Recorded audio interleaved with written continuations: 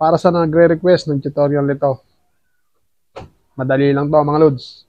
Tara sa CapCut, gawin natin. Let's go. Simpleng actingan lang ginawa ko dito mga lods. Kunyari nagkakape lang ako, tapos tumayo ako sa may upuan, then umupo lang uli. Yan na po ang magiging first clip po natin. Tapos po yung second clip po natin, yung isang ako na nagtanggal ng upuan. Unang gagawin po natin, focus po muna tayo sa first clip. Dahil ilalaglag po natin yan gamit ang overlay, piliin po natin yung overlay sa baba. Kapag naibaba na po natin, stay pa rin po tayo dyan. Siyempre po, itap po muna natin para ma-highlights. Tapos po, focus po tayo sa baba. Piliin po natin sa baba yung mask. Then, piliin po natin yung horizontal. Tapos po, itayo lang po natin sa pagitan ng ating dalawang karakter. Tapos po, i-adjust lang po natin yung puting bilog sa gitna para hindi po halatang may hati. Then, tap po natin yung check sa baba. Tapos po, i-play po natin. Check po natin kung mawawala yung ating bangko. Sa pagkuha po ng bangko ng isang karakter po natin, hindi po nawala yung isang bangko. Focus lang po tayo sa baba. Piliin po natin yung remove BG. Then, chroma key. Tapos po, yung kulay bilog, itatapat lang po natin sa puting bangko. Pag nagputi na po yung ating bilog, yan, nawala na yung ating bangko. Saka po natin i-adjust yung intensity at yung shadow. Kayo na po bahala mag-adjust dito mga lods. Kapag goods na, tap po natin yung check sa gilid. Then, i-play po natin. Dito mga lods, magta-timing po tayo. Dapat po dito yung bago po umupo yung isang ako na nagkakape. Dapat po naalis na po ng isang ako yung bangko.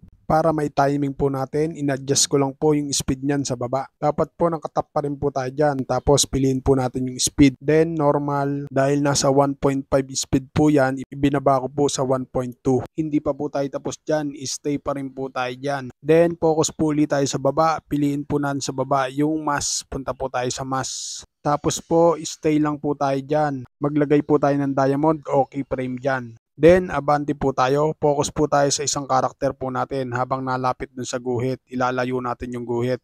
Automatic po magkaka-diamond na yan dyan sa baba. Basta nasa pagitan po ng dalawang karakter po natin yung dilaw na guhit na yan. Ganon din po sa pag-upo naman po ng kabilang karakter, ganon din po gagawin natin. Kapag goods na po tayo dyan, itap po natin yung check sa baba. Stay pa rin po tayo dyan dahil iduduplicate po natin yan. Kapag may duplicate na po tayo, ganyan na po utsura niyan dahil naka-chroma key pa po yan. Focus naman po tayo dyan, i-drag po muna natin. Ipantay lang po natin sa pinagkopyahan yan. Dahil dinuplicate po natin yan, syempre po may mask po yan at may chroma key. Tapos may mga diamond po. Balik po tayo sa mask. Then piliin lang po natin yung none. Yung horizontal po na nakalagay dyan ay mawawala na. Next po natin, punta naman po tayo sa remove BG.